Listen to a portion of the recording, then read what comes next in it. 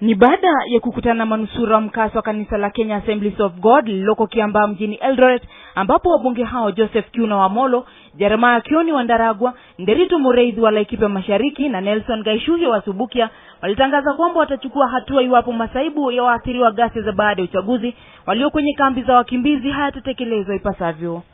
Viongozi ambao wako katika ngazi za juu mpaka wa leo, isipokuwa ni kupigania viti, hatuwasikii wakisema mambo ya wakimbizi. Hatuwasikii wakiwahimiza ama wakizihimiza zile jamii ambazo zilileta haya mambo, na viongozi wapatiane message ya kusema watu warudi walipokuwa wanaishi hapo mbeleni.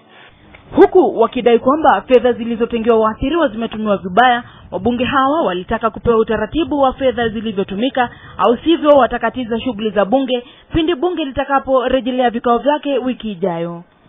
Wale ambao wanakuja kuchochea timu umesahaulika, la hasha.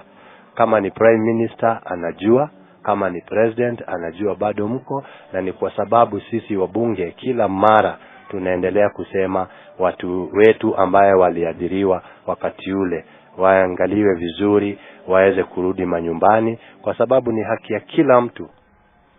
Kando na hayo, wabunge hao wameamuru kukamatwa kwa maafisa walioidhinisha kuzikwa kwa waathiriwa mkasa wa kanisa la Kiambaa, huku wakidai kwamba hatua hiyo haifai kwani hawakutafuta ushauri kutoka kwa jamaa za wahasiriwa hao. Zubeida Kananu, KTN leo.